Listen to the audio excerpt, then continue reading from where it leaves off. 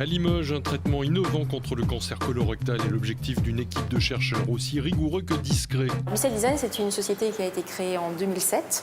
Alors sur une idée, tout d'abord, d'utiliser une technologie qui venait de l'Université de Limoges pour nous aider à développer des candidats médicaments en immunothérapie anticancéreuse.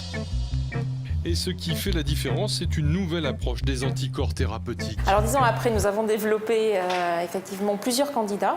Alors un candidat anti-cancer et puis un candidat vaccin contre le HIV. Et puis nous avons également utilisé cette technologie pour développer une autre activité qui est une activité plus commerciale où on fournit en fait des matières premières pour l'industrie du diagnostic in vitro. Tous les ans, 15 000 personnes meurent après un cancer colorectal. Les enjeux sont grands, pas seulement au plan national. Bicell Design prospecte en Europe, mais aussi un peu plus loin, autant pour le diagnostic que la thérapeutique. On a deux types d'interlocuteurs. On a des clients directs qui vont être les industriels du diagnostic in vitro, les gens qui vont fabriquer les kits de diagnostic qui vont être utilisés dans les laboratoires d'analyse médicale. Donc on a signé avec la société allemande Serion Immunologics. Donc ça, c'est un partenaire qui va commercialiser nos produits puisque nous, nos matières premières sont vraiment très en amont dans le secteur du diagnostic in vitro. Donc pour vraiment aller sur le marché, on a besoin d'intermédiaires qui sont plus en contact avec les clients et qui ont d'autres produits pour vraiment proposer une solution complète pour nos clients du diagnostic in vitro.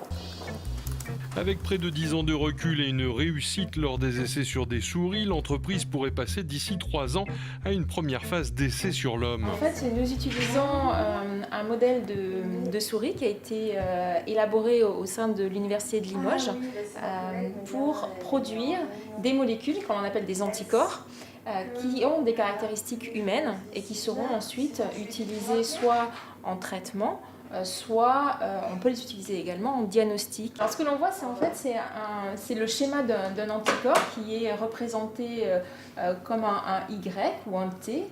Et donc avec deux parties ici qui seront capables d'aller reconnaître leur cible, donc aller reconnaître par exemple un virus, une bactérie, mais également capable de reconnaître un marqueur à la surface d'une cellule cancéreuse. Donc ça c'est une molécule assez simple.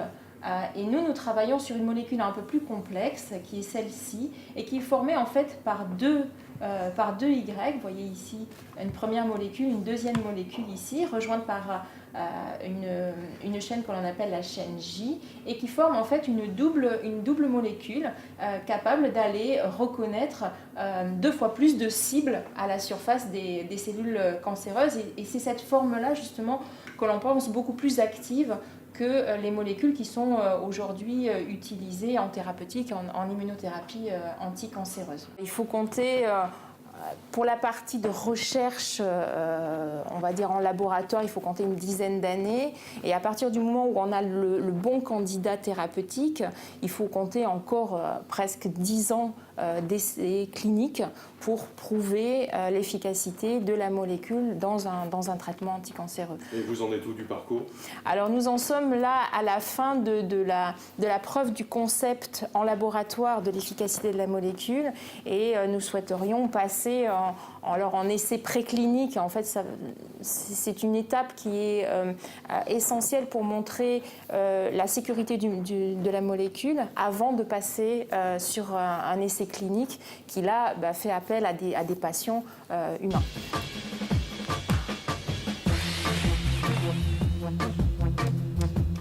Bicell Design assure en interne recherche et développement, mais aussi contrôle et vérification pour plus d'efficacité, une maîtrise totale de son programme. Alors nous étudions en fait le pouvoir inhibiteur de croissance des anticorps sur les tumeurs, sur les cellules tumorales humaines.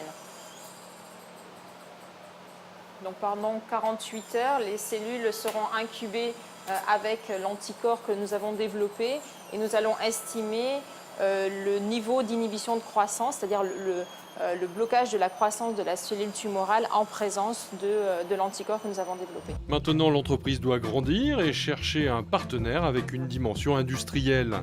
Pour le domaine thérapeutique, ce que nous souhaiterions vraiment maintenant développer, c'est un partenariat avec une société pharmaceutique qui nous permettrait de poursuivre le développement de notre candidat cancer de façon beaucoup plus rapide que ce que nous sommes en train de faire aujourd'hui.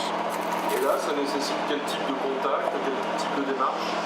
Alors, en fait, c'est de rencontrer les responsables développement des nouvelles molécules pour mettre en place une collaboration, un co-développement qui ferait donc appel à notre technologie, à notre savoir-faire sur notre molécule, mais également la force de frappe des sociétés pharmaceutiques qui ont vraiment une structure et une infrastructure beaucoup plus importante qui nous permettrait d'aller beaucoup plus vite. Et il faudra encore être patient avec sans doute près de 10 ans avant de mettre un nouveau médicament sur le marché.